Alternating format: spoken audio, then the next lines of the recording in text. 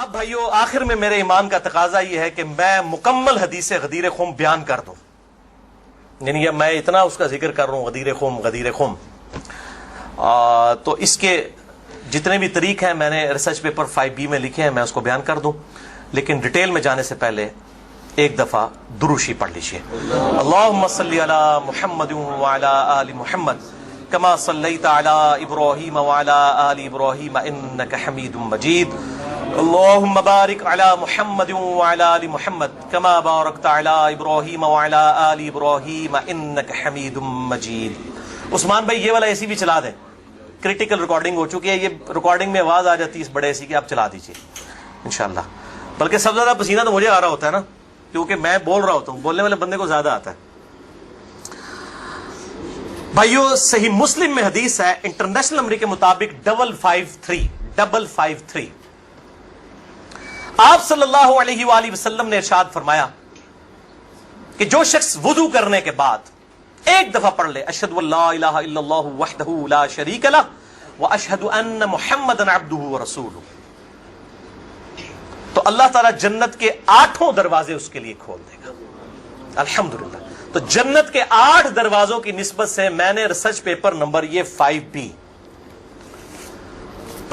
واقعہ کربلا کا حقیقی پس منظر 72 صحیح الاسناد حدیث کی روشنی میں، جس میں 150 طریق میں نے اہل سنت کی کتابوں سے جمع کیے ہیں، اس میں 33 نمبر پہ میں نے حدیث غدیر خم کے سارے طریق جمع کر دیے ہیں جو مین تھے، 8 طریق جمع کی ہیں، اور میں 8 کے 8 یہاں پہ بیان کروں گا، ظاہر ہے تھوڑے تھوڑے الفاظ کے فرق کے ساتھ ہیں، اور پھر انشاءاللہ یہ ہماری گفتگو کنکلوڈ ہو جائے گی انشاءاللہ تعالی۔ 33 نمبر پہ ہے بھائیو غدیر خم کی جو حدیث ہے، اس پہ اہل سنت اور اہل تشیع کا اجماع ہے، یہ حدیث متواتر ہے۔ چند احادیث ہیں جو متواتر ہیں، ان میں سے ایک وہ حدیث ہے جو صحیح مسلم میں پہلی حدیث ہے، بخاری میں موجود ہے، جس نے میری طرف جھوٹی حدیث منسوب کی وہ اپنا مقام دوزخ میں دیکھ لے، بولے اعوذ باللہ تعالی۔ حدیث متواتر وہ حدیث ہے کہ جس کو اتنی کثرت سے لوگوں نے روایت کیا ہو کہ اس کا جھوٹ پہ ہونا محال ہو، یہ صحیح حدیث کی اعلیٰ ترین شکل ہے حدیث متواتر۔ اردو میں ہم متواترہ بول دیتے ہیں، لیکن عربی میں لفظ متواتر ہے۔ اور دور حاضر میں بہت بڑا کام کیا ہے شیخ ناصر الدین البانی رحمہ اللہ، المتوفى 1999 عیسوی، جو محدث اعظم سعودیہ بھی رہے ہیں، بعد میں سعودیہ والوں نے ان کو خیر نکال دیا، البانیہ کے رہنے والے تھے۔ انہوں نے سلسلہ احادیث صحیحہ میں، السلسلۃ الصحیحہ للبانی میں، انٹرنیشنل نمبر کے مطابق 1750 نمبر میں اور 2223 نمبر میں درجنوں طرق نقل کیے۔ کئی صحابہ سے، سیدنا علی سے، سیدنا سعد بن ابی وقاص سے، سیدنا ابو ایوب انصاری سے، سیدنا انس بن مالک سے، سیدنا ابو ہریرہ سے، سیدنا ابو سعید خدری سے، سیدنا بریدہ سے، سیدنا ابن عباس سے، سیدنا ابو طفیل عامر بن واصلہ سے، سیدنا برا بن عازب سے رضی اللہ عنہم اجمعین وعلیہم السلام، سب سے یہ حدیث انہوں نے نقل کی، سارے طریق۔ اور شیخ زبیر لیزئی رحمہ اللہ نے مشکات المصابیح کی تحکیم کے دوران انٹرنیشنل نمبر کے مطابق 6091 نمبر حدیث کے فٹ نوٹ پہ لکھا کہ یہ حدیث متواتر ہے، غدیر خم کی حدیث۔ اب میرے بھائیوں دل تھام کے، آج میں نے کئی ایسی باتیں کرنی جو میں نے ابھی تک کبھی بھی نہیں کی، کسی ویڈیو میں بھی نہیں کی، اور ایون اپنی نجی محفلوں میں بھی نہیں۔ کچھ باتیں ایسی بھی ہیں کیونکہ ظاہر ہے کہ اب محرم کا مہینہ ہے، تو میں اس کو کھول کے پھر ذرا چیزوں کو بیان کر دوں۔ تو یہ 8 طریق میں 1 بائی 1 ڈسکس کروں گا، پہلے 2-3 ذرا ڈیٹیل سے ہیں، پھر ساتھ انشاءاللہ باقی وہی الفاظ ریپیٹ ہوں گے۔ غدیر خم کی حدیث کا پہلا طریق صحیح مسلم میں انٹرنیشنل نمبر کے مطابق 4 طرق ہے اس کے، 6225 سے لے کر 6228 تک، سیدنا علی کے فضائل والے چیپٹر میں۔ اس کا جو پہلا طریق ہے، طرق کہتے ہیں جمع کو، طریق کہتے ہیں ایک، یعنی جو روایت کی سند چل رہی ہوتی ہے اس کو ہم کہتے ہیں اس طریقے سے آئی ہے، اس وے سے آئی ہے، اس چین سے آئی ہے۔ پہلی چین صحیح مسلم 6225 سیدنا زید ابن ارقم سے، جو سابقون الاولون تھے، انہی کا وہ دار ارقم تھا جس میں نبی صلی اللہ علیہ وسلم دعوت حق بیان کیا کرتے تھے۔ ظاہر کعبۃ اللہ میں تو وہ لوگ نہیں جانے دیتے تھے، جس طرح ہمیں آج علماء مسجدوں میں نہیں گھسنے دیتے، تو ہم نے بھی یہ دار ارقم سجایا ہوا ایک، تو زید ابن ارقم رضی اللہ تعالی عنہ علیہ السلام روایت کرتے ہیں، ان کے پاس کچھ تابعین آئے، صحیح مسلم 6225۔ انہوں نے کہا زید آپ کتنے خوش نصیب ہیں، شروع میں آپ نے اسلام قبول کر لیا، نبی صلی اللہ علیہ وسلم کے ساتھ آپ نے نمازیں پڑھی، آپ کے ساتھ جہاد کیا، آپ صلی اللہ علیہ وسلم سے ڈائریکٹ حدیثیں سنی، آپ کی صحبت کی، آپ تو بہت خوش نصیب ہیں۔ ہم آپ کے پاس صرف اس لیے آئے ہیں کہ آپ ہمیں کوئی ایسی بات سنائیں جو خود آپ صلی اللہ علیہ وسلم سے آپ نے سنی ہو۔ تو زید ابن ارقم نے کہا کہ میں بہت بوڑھا ہو چکا ہوں، ساری باتیں تو مجھے یاد نہیں ہیں، اس لیے میری معذرت قبول کرو، البتہ ایک کریٹیکل بات مجھے یاد ہے کہ آپ صلی اللہ علیہ وسلم جب حجۃ الوداع سے واپس آ رہے تھے اپنی وفات سے تقریباً 3 مہینے پہلے، تو مکے اور مدینے کے درمیان ایک خم نامی جگہ تھی، پانی کے لیے پڑاؤ کیا غدیر خم پہ، اور یہ بات ہے 18 ذوالحجہ 10 ہجری کی، اور 11 ہجری میں آپ صلی اللہ علیہ وسلم کی وفات ہو گئی ربیع الاول میں، تاریخ کنفرم نہیں لیکن دن سوموار تھا، صحیح بخاری میں آتا ہے۔ آپ صلی اللہ علیہ وسلم نے خم نامی گاؤں میں اونٹ کے پالان کا آپ کے لیے ممبر بنایا گیا، آپ صلی اللہ علیہ وسلم نے اس پہ چڑھ کر خطبہ دیا، اور الفاظ ہی بڑے کنکلوڈنگ ہیں، ہم نے اپنے منہج پہ بھی لکھا ہوا ہے، اے لوگو آگاہ ہو جاؤ، میں بھی ایک انسان ہوں، قریب ہے کہ اللہ کا قاصد یعنی موت کا فرشتہ میرے پاس آئے اور میں اس کی دعوت قبول کر لوں۔ لوگوں آگاہ ہو جاؤ، میں اپنے بعد تم میں 2 بھاری چیزیں چھوڑ کر جا رہا ہوں، یہ ہے حدیث ثقلین۔ ان میں سے پہلی چیز اللہ کی کتاب ہے، اس میں ہدایت ہے، اس میں نور ہے، تم اللہ کی کتاب کو پکڑو، اپنا تعلق اس کتاب کے ساتھ مضبوط کرو، اللہ کی کتاب اللہ کی رسی ہے، جو اس کو پکڑے گا ہدایت پر ہوگا، جو چھوڑ دے گا گمراہ ہو جائے گا۔ پھر زید ابن ارقم کہتے ہیں آپ صلی اللہ علیہ وسلم ترغیب دلاتے رہے، اللہ کی کتاب، اللہ کی کتاب، اللہ کی کتاب، لیکن امت نے چھوڑ دی کتاب۔ اور پھر آپ صلی اللہ علیہ وسلم نے فرمایا دوسری بھاری چیز میرے اہل بیت ہیں، میں اپنے اہل بیت کے معاملے میں تمہیں اللہ سے ڈراتا ہوں، میں اپنے اہل بیت کے معاملے میں تمہیں اللہ سے ڈراتا ہوں، میں اپنے اہل بیت کے معاملے میں تمہیں اللہ کا خوف دلاتا ہوں۔ اچھا، اب ظاہر ہے اس زمانے میں بھی لوگ موجود تھے، لوگوں کے کان کھڑے ہو گئے، حضرت معاویہ بن ابی سفیان رضی اللہ تعالیٰ عنہ کا دور تھا، تابعین نے سیدھا سوال ہی عجیب و غریب کر دیا، انہوں نے کہا زید یہ حضور کی بیویاں اہل بیت نہیں ہے؟ دیکھو، بجائے پوچھنے کے سینئر صحابی سے پوچھتے کہ اہل بیت کون ہے، ان کو فوراً پتا چل گیا کام کی طرح اور ہی جا رہا ہے، یہ حضور کی بیویاں اہل بیت نہیں ہے؟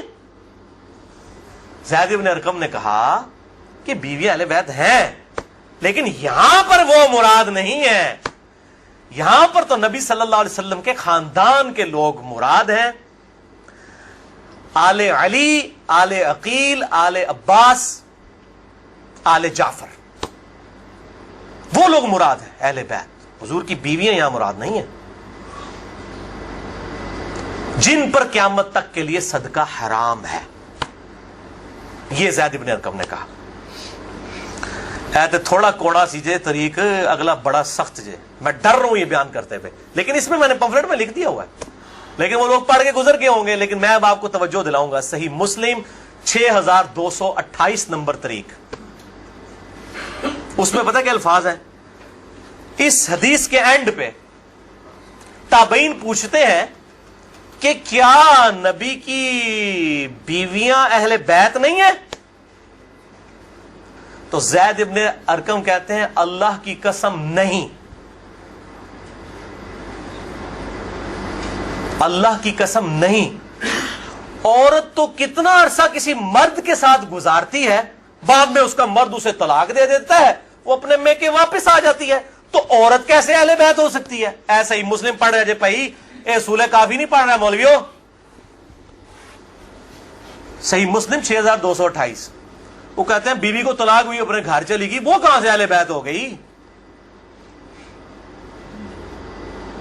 یہاں تو نبی صلی اللہ علیہ وسلم کے خاندان والے مراد ہیں، جن پر قیامت تک کے لیے صدقہ حرام ہے۔ زید ابن ارقم کو ریال نہیں ملتے تھے، نہ سعودیہ سے نہ ایران سے،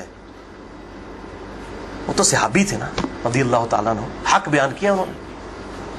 اچھا یہ نہ سمجھیں یہ کہہ دیں کہ زید ابن ارقم کا اجتہاد ہے، اے پائی اجتہاد نہیں ہے، سن لو، ایک معنوں میں اہل بیت بیویاں ہیں سورۃ الاحزاب آیت نمبر 33 کے تحت، لیکن یہ جس اہل بیت کے بارے میں اللہ سے ڈراتا ہوں ان کے ساتھ اس نے سلوک کرنا، یہ وہی لوگ تو ذبح ہوئے ہیں، آل عقیل ذبح ہوئے، آل جعفر ذبح ہوئے، آل عباس جعفر ہوئے، آل علی ذبح ہوئے، انہی کی اولادیں ذبح ہوئی ہیں نا.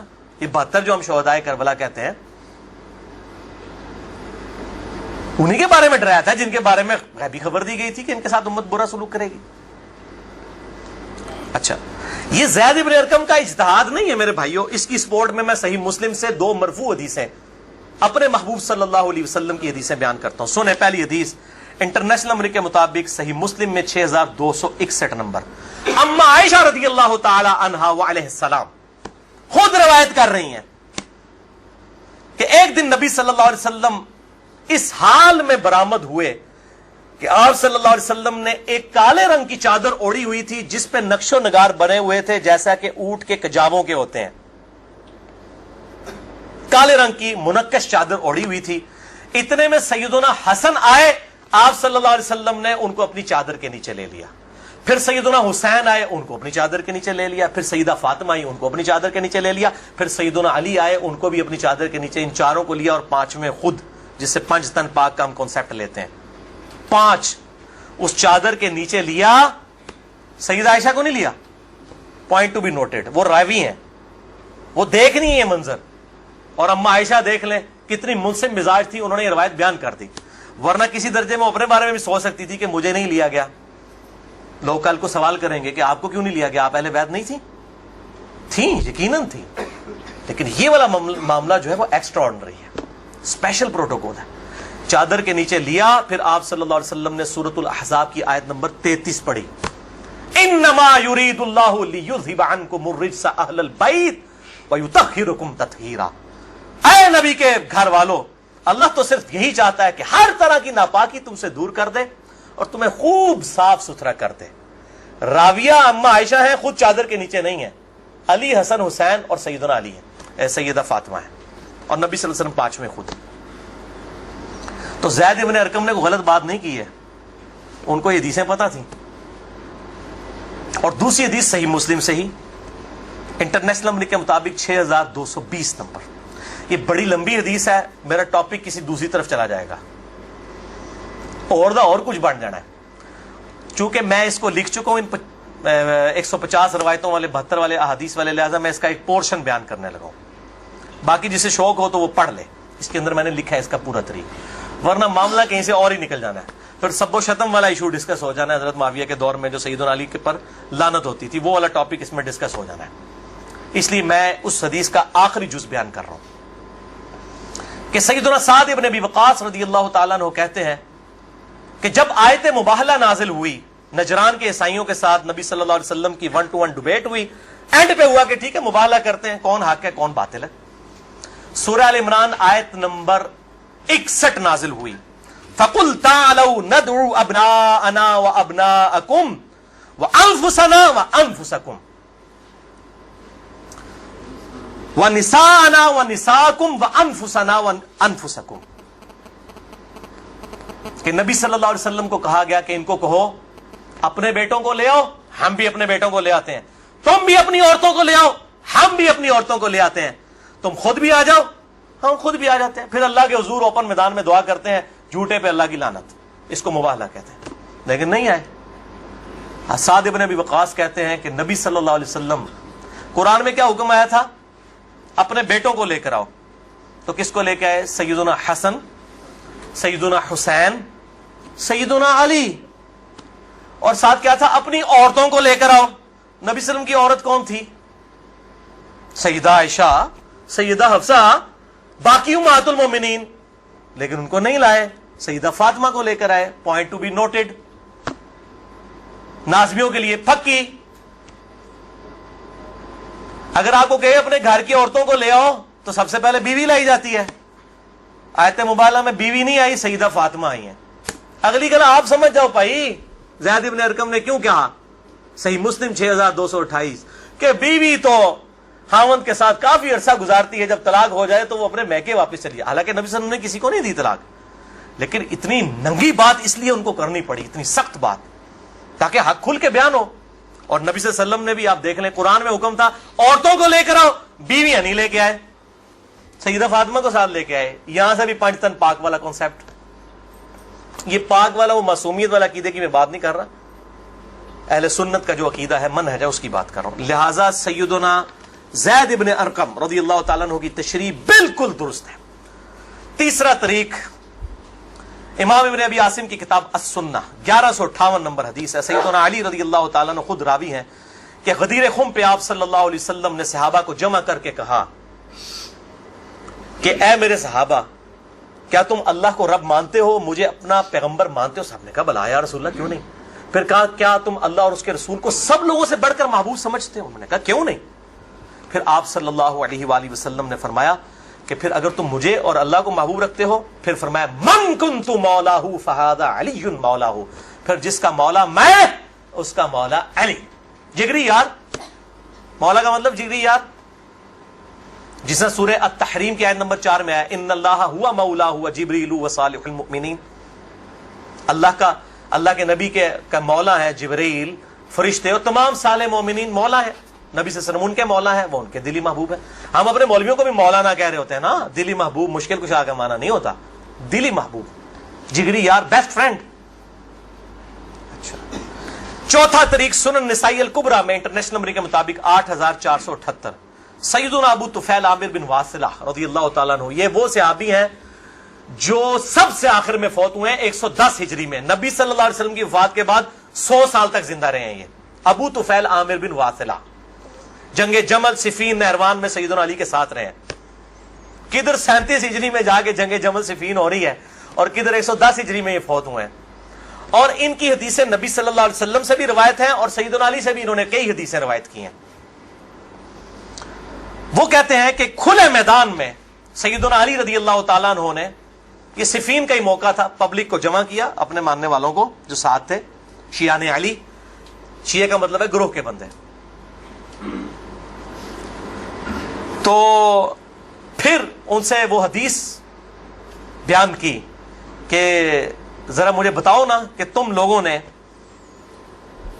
नबी सल्लल्लाहु अलैहि वसल्लम से ये हदीस सुनी थी, तो कई लोग गवाही के लिए खड़े हो गए। फिर वो पूरी हदीस बयान की जो आप सल्लल्लाहु अलैहि वसल्लम फरमाया अन्नबिय्यु औला बिल मुमिनीन मिन अनफुसिहिम, नबी सल्लल्लाहु अलैहि वसल्लम मोमिनीन की जानों पर उनकी जानों से बढ़कर हक रखते हैं और नबी की बीवियां उम्मत की माएँ हैं। इस आयत के तहत ऐ सहाबा इकराम, ऐ मेरे उम्मतियों, क्या तुम मुझे सबसे बढ़कर महबूब रखते हो? सबने कहा भला या रसूलल्लाह। फिर आप सल्लल्लाहु अलैहि वसल्लम ने मौला अली का हाथ पकड़ा, यूं बुलंद किया सहाबा में और कहा मन कुन्तु मौलाहु फहादा अलीयुन मौलाहु, फिर जिसका जिगरी यार मैं, उसका जिगरी यार अली भी होने चाहिए, हाथ पकड़कर। अच्छा, अबू तुफैल आमिर बिन वासिला कहते हैं ये हदीस जब मैंने सैयदना अली से सुनी तो मैं हिल गया। मेरे दिल में कलक था कि नबी सल्लल्लाहु अलैहि वसल्लम ने इतनी बड़ी बात की हजरत अली के बारे में और सहाबा इकराम ने रिज़वान ने गवाही दी। इसमें आगे अल्फाज ये मौजूद हैं कि इसमें ही अल्फाज मौजूद है कि आप सल्लल्लाहु अलैहि वसल्लम ने इसी हालत में कहा ऐ अल्लाह, जो अली से मोहब्बत रखे उससे मोहब्बत रख, जो अली से दुश्मनी रखे उससे तू भी दुश्मनी रख। ये बहुत बड़ी बात है। अबू तुफैल कहते हैं मैंने कहा ये हदीस, मैं कहते हैं मैं बाहर निकला, मैंने कहा सबसे सीनियर सहाबी शुरू के मुसलमान है ज़ैद इब्न अरकम। वो तो पहले तैयार बैठे हैं ज़ैद इब्न अरकम, वो तो भूलेगा नहीं ज़ैद इब्न अरकम कौन है। तो जमात इस्लामी ने स्कूल भी नहीं दारे अरकम भूलन गए, तो दारे अरकम उन्हीं के नाम पे रखे हुए हैं क्योंकि दारे अरकम सबसे पहला घर था जहां नबी सल्लल्लाहु अलैहि वसल्लम दावत तौहीद किया करते थे। ज़ैद इब्न अरकम के पास गए, उनका ज़ैद आप तो साबिकून और अव्वलून में से हैं, मुझे बताएं हजरत अली ने यह हदीस बयान की है और इतने लोगों ने गवाही दी है। उन्होंने कहा तू क्या बात करता है, मैंने तो खुद नबी सल्लल्लाहु अलैहि वसल्लम से यह हदीस सुनी हुई है, मन कुन्तु मौलाहु फहादा अलीयुन मौलाहु, और ए अल्लाह उससे मोहब्बत रख, जो अली से मोहब्बत रखे उससे दुश्मनी रख, जो अली से दुश्मनी रखे। ये वो हिस्सा है जिसका इब्न तैमिया ने इनकार किया मिनहाजुस सुन्ना में। फिर शेख अलबानी ने फिर सफ़ों के सफ़े काले किए कि इब्न तैमिया में जल्दबाजी की आदत थी और मुबालगा आराई थी। सिलसिला अहदीस सहिया 2223 नंबर हदीस के कॉन्टेक्स्ट में शेख अलबानी ने सख्त गिरफ्त की है। अच्छा, पांचवा तरीक सही मुस्लिम में 3713 है, जामिया तिरमिज़ी में 3713। पांचवा तरीक मन कुन्तु मौलाहु फहादा अलीयुन मौलाहु, ज़ैद इब्न अरकम से जाबिर बिन अब्दुल्ला से रज़ियल्लाहु ताला अन्हुमा। छठा तरीक मुस्नद अहमद में है इंटरनेशनल नंबर के मुताबिक 19321 जिल्द 4 सफ़ा 370 पर। کہ سیدنا علی نے جب پوچھا گواہی دو گے اس حدیث کی غدیر خم کی، تو 30 صحابہ وہاں پر کھڑے ہوئے، اور باقی پوری حدیث وہی ہے سنن نسائی الکبریٰ والی کہ اے اللہ اس سے محبت رکھ جو علی سے محبت رکھے، اس سے دشمنی رکھ جو علی سے دشمنی رکھے۔ تو ہمیں تو بڑا فخر ہے، ہم تو علی سے نہ صرف محبت رکھتے ہیں، علی کے دشمنوں کو للکار رہے ہیں، الحمدللہ۔ تو اللہ تعالیٰ اسی عمل کے سبب، اس عمل کا وسیلہ اللہ کے حضور پیش کرتے ہیں کہ اللہ تعالیٰ ہمیں محبوب رکھے، آمین۔ بھائی یہ غدیر خم پہ آپ صلی اللہ علیہ وسلم نے خطبہ کیوں دیا؟ اس کی میں نے حکمت کئی لیکچرز میں بیان کی، یہاں پہ بھی بیان کر دوں۔ یہ آپ خطبہ حجۃ الوداع پہ بھی دے سکتے تھے، وہ روایتیں ضعیف ہیں۔ غدیر خم اس موقع پر پہنچ کر سب لوگ عرب کے جا چکے تھے سوائے اہل شام کے اور اہل مدینہ کے، اور اہل شام صفین میں سیدنا علی کے خلاف کھڑے ہوئے، اور اہل مدینہ میں جو کچھ لوگ تھے انہوں نے اہل مدینہ کے ساتھ زیادتی کی، کچھ ان کے ساتھ زیادتیاں ہوئی۔ اہل مدینہ اور اہل شام کو اصل میں ڈرایا گیا، کیونکہ واقعہ ہرہ میں اہل مدینہ کے ساتھ ظلم کیا یزید نے، اور صفین میں جو ہے وہ حضرت معاویہ جو فوج لے کے آئے وہ شامیوں کی تھی۔ اس لیے نبی صلی اللہ علیہ وسلم نے حضرت علی کے بارے میں یہ کرٹیکل حدیث وہاں پر بیان کی تاکہ شامیوں کو اور اہل مدینہ کو ڈر سنا دیا جائے۔ یہ اس کی ٹیکنیکل ریزن تھی، یہ کوئی خلافت والا معاملہ نہیں تھا۔ وہ تو بخاری اور مسلم کی متفق علیہ حدیث ہے، صحیح بخاری میں 4460 نمبر حدیث ہے۔ سیدنا طلحہ نے جب پوچھا عبداللہ ابن ابی اوفا سے کہ بتائیے کیا نبی صلی اللہ علیہ وسلم نے اپنا وصی کسی کو بنایا؟ انہوں نے کہا کسی کو نہیں بنایا، آپ نے ہمیں قرآن پر چلے رہنے کی وصیت کی تھی۔ یہ جو وصی رسول والا ایشو ہے یہ اجماع صحابہ ہے، میں نے پورا لیکچر ریکارڈ کروا دیا ہے، مسئلہ نمبر 55B، وصی رسول کون ہے اور حدیث قرطاس کا تحقیقی جائزہ۔ وصی رسول نہ سیدنا ابو بکر ہے نہ سیدنا علی ہے، بلکہ قرآن حکیم ہے۔ سیدنا ابو بکر کی جو خلافت اسٹیبلش ہوئی وہ اجماع صحابہ تھا رضی اللہ عنہم اجمعین وعلیہم السلام۔ یہ سارے طریق میں جتنے بیان کر رہا ہوں نا یہ آپ کو مل جائیں گے سلسلہ احادیث صحیحہ میں 1750 نمبر شیخ البانی کے اور 2223 میں۔ سیکنڈ لاسٹ ترک 7واں المستدرک للحاکم میں انٹرنیشنل نمبر کے مطابق 4711 زید ابن ارقم سے۔ یہ بڑے خطرناک الفاظ ہیں۔ زید ابن ارقم، ڈر جاؤ زید ابن ارقم کرو، جڑی روایتیں انہوں نے بیان کی تھی ہمیں۔ زید ابن ارقم کہتے ہیں کہ نبی صلی اللہ علیہ وسلم نے فرمایا تھا غدیر خم پر کہ میں اپنے بعد 2 بھاری چیزیں چھوڑ کر جا رہا ہوں، قرآن اور اہل بیت، یہ قیامت تک اکٹھے رہیں گے یہاں تک کہ حوض کوثر پہ آ کے مجھ سے ملاقات کریں گے، قرآن اور اہل بیت۔ یہ حوض کوثر پہ ملاقات کر کے کیا لینا ہے انہوں نے؟ بخاری اور مسلم کی حدیث ہے انصار تم پر ظلم ہوگا، صبر کرنا یہاں تک کہ حوض کوثر پہ مجھے آ کے ملنا۔ بخاری مسلم میں حدیث ہے انصار کی محبت ایمان کی علامت ہے۔ انصار پہ ہی تو ظلم کیا گیا، واقعہ ہرہ کیوں ہوا تھا؟ قتل حسین کے بعد انصار کی اولاد نے بیعت یزید کی توڑ دی تھی، اسی کی وجہ سے اس کو غصہ آیا، کہا انصار صبر کرنا یہاں تک کہ مجھے حوض کوثر پہ کیا مٹھائی کھلائی جائے گی؟ نہیں، بخاری اور مسلم کی متفق علیہ حدیث ہے میرے حوض کوثر پہ کچھ لوگ آئیں گے اور میں کہوں گا اصحابی اصحابی، یہ تو میرے صحابہ ہیں۔ ایک روایت میں اسیحابی اسیحابی، تو میرے ساتھی ہیں، میرے صحابی ہیں۔ یہ کیا کرتے ہیں جس طریق میں آتا ہے نا امتی امتی، وہ نکال کے تو بریلوی دیوبندیوں کے اوپر لگانا شروع کر دیتے ہیں۔ اصحابی اصحابی لکھے نا مکتبۃ شاملہ میں، بخاری مسلم میں کھول جائیں گے۔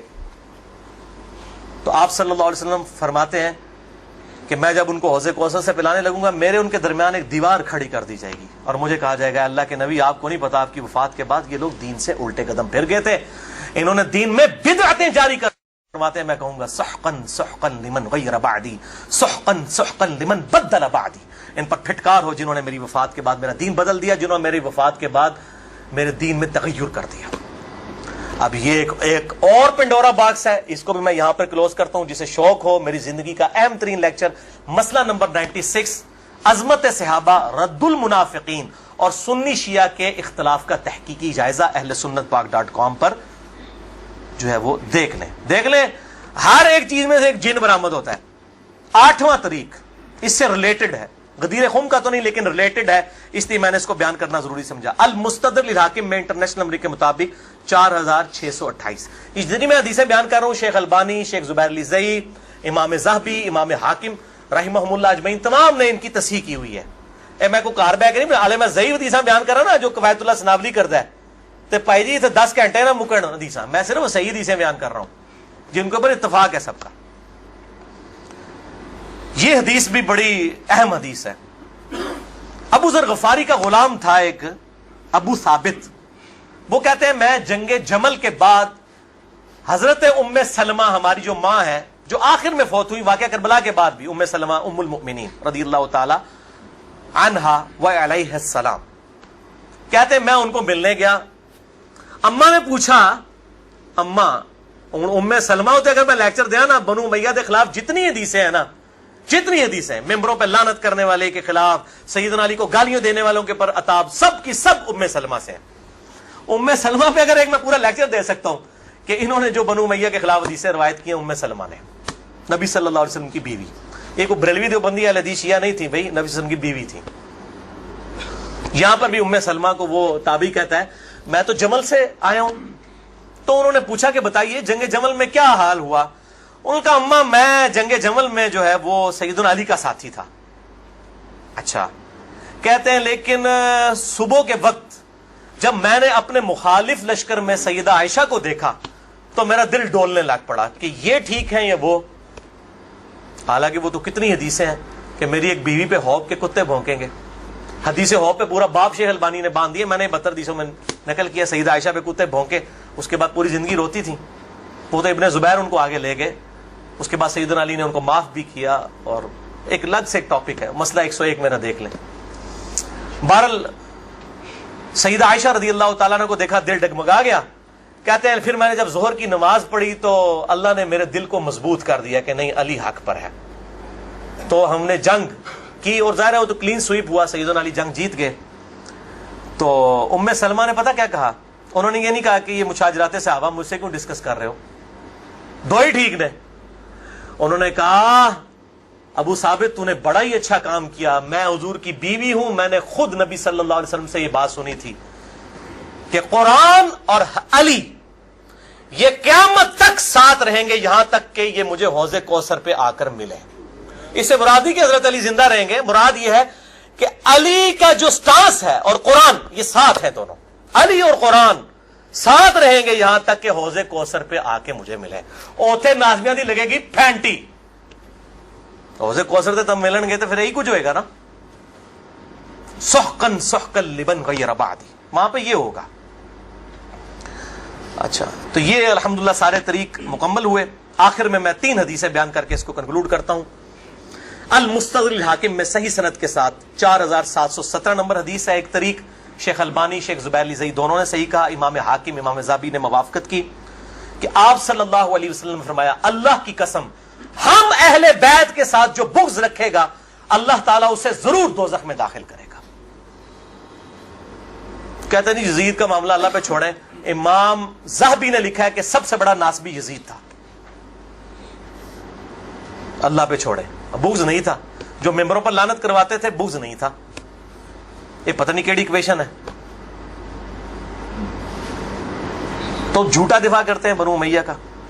اور اسی کا طریق ہے 4712 نمبر اور سلسلہ احادیث صحیحہ میں 2488 شیخ البانی لے کر آئے ہیں، یہ بہت خطرناک ہے۔ آپ صلی اللہ علیہ وسلم فرمایا اگر کوئی شخص پوری زندگی حجر اسود اور مقام ابراہیم کے درمیان نمازیں پڑھتا رہے اور روزانہ روزہ رکھے اور اس حال میں مرے کہ اس کے دل میں بغض اہل بیت ہے، اللہ کی قسم ضرور دوزخ میں ڈال دیا جائے گا۔ وہ تہاڈیاں روائی دانا کس کام دیا نے بھائی، تہاڈیاں پگڑیاں کس کام دیا نے؟ اگر بغض اہل بیت ہے، باڑ میں گیا سعودیہ کا پیسہ، باڑ میں گیا ایران کا پیسہ، اپنی آخرت کی فکر کرو کہ نا خوش کر دے پو تسی اللہ دے بندے ہو، ایا کرو۔ دوسری حدیث امیر المؤمنین سیدنا ابو بکر الصدیق رضی اللہ تعالی عنہ علیہ السلام کا قول، صحیح بخاری میں حضرت حسین والے چیپٹر میں ہے، نبی صلی اللہ علیہ وسلم کی بیویوں والے چیپٹر میں نہیں ہے۔ امام بخاری نو پتا سی کہ اہل بیت کون ہے، اسپیشل اہل بیت کون ہے اور یوزول اہل بیت کون ہے۔ امام بخاری حضرت حسین والے چیپٹر میں اس کو لے کے ہیں 3751۔ سیدنا ابو بکر صدیق رضی اللہ تعالیٰ عنہ علیہ السلام کہتے ہیں کہ محمد صلی اللہ علیہ وسلم کی محبت کو اہل بیت کی محبت میں تلاش کرو۔ یہ ابو بکر صدیق کا فتویٰ ہے، رفع دین میں تلاش نہ کرو، محمد صلی اللہ علیہ وسلم کی محبت کو اہل بیت کی محبت میں تلاش کرو، اور اہل بیت کو حضرت حسین والے چیپٹر میں لے کے آئے 3751.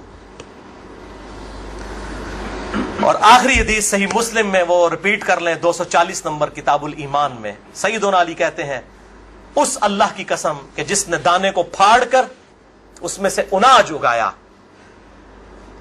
اگایا اور ہر مخلوق کو پیدا کیا، نبی امی نے مجھ سے عہد لیا تھا کہ اے علی تجھ سے صرف مومن ہی محبت کرے گا اور تجھ سے بغض صرف منافق ہی رکھے گا. اب محبت علی کا یہ مطلب نہیں ہے کہ غلوف کرے یا مشکل کشا ماننا شروع کر دے، مراد یہ کہ جو ان کے صحیح جتنے بھی فضائل آئے ہیں ان کو مانا جائے الحمدللہ، اور ان کے دشمنوں سے دشمنی رکھی جائے. یہ بھائیو اب آج کی گفتگو کنکلوڈ ہوئی. میں آخر میں پھر وہی کہوں گا کہ یہ میرا جو ریسرچ پیپر ہے 5B واقعہ کربلا کا حقیقی پس منظر 72 صحیح الاسناد حدیث کی روشنی میں، اسے ضرور پڑھیں. اہل سنت پاک.com سے research paper number 5B download کریں.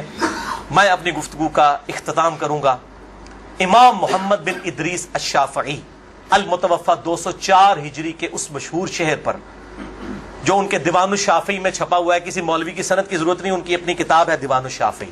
اور تمام محدثین چاہے ابن تیمیہ ہوں، امام ذہبی ہوں، ابن کثیر ہوں، سب نے اپنی کتابوں میں اس شعر کو نقل کیا ہے. چونکہ میرے پہ بھی فتویٰ لگنا ہے تو میں بتاؤں کہ میں کوئی اکیلا نہیں ہوں، ہمارے بزرگوں پہ ان کے بزرگوں نے فتوے لگائے ہیں. امام شافعی سے بڑا کوئی اہل سنت کا امام نہیں ہے. احمد بن حنبل ان کا شاگرد ہے، اور احمد بن حنبل صرف حدیث میں ایکسپرٹ ہے. امام شافعی وہ ہیں جو حدیث میں ایکسپرٹ، فقہ میں ایکسپرٹ، منطق میں ایکسپرٹ. ان سے بڑا کوئی امام نہیں اہل سنت کا. اور امام بخاری ان کے پوتا شاگرد، امام ترمذی ان کے پڑپوتا شاگرد، اور خود امام مالک رحمہ اللہ علیہ السلام کے شاگرد ہیں. دیوان الشافعی میں ان کا شعر ہے ان کان رفضا حب آل محمد صلی اللہ علیہ وآلہ وسلم. اگر آل محمد کی محبت کا نام تم کہتے ہو رافضی ہونا ہے، شیعہ بھی نہیں رافضی، فلیشہد الثقلان انی رافضی. تو جنوں انس گواہ ہو جاؤ، اے بریلویو دیوبندیو اہل حدیث شیعہ سب کے سب، چاہے جنوں میں ہو چاہے انسانوں میں ہو، من الجنت والناس، وہ والا بھی من الجنت والناس، گواہ ہو جاؤ. فلیشہد الثقلان انی رافضی، ہاں میں پھر رافضی ہوں، میرے رافضی ہونے پر گواہ ہو جاؤ. یہ امام شافعی کا جو ہے شعر ہے. اس پہ میں نے گفتگو کنکلوڈ کی، باقی آپ اس میں دیکھیں. اللہ تعالیٰ سے دعا ہے جو حق بات میں نے کہی اللہ تعالیٰ ہمارے دلوں میں راسخ فرمائے. اگر جذبات میں میرے منہ سے کوئی بات نکل گئی تو اللہ تعالیٰ ہمارے دلوں سے محو کر دے. اللہ تعالیٰ ہمیں کتاب و سنت کی تعلیمات پر عمل کر کے دوسرے بھائیوں تک پہنچانے کی توفیق عطا فرمائے.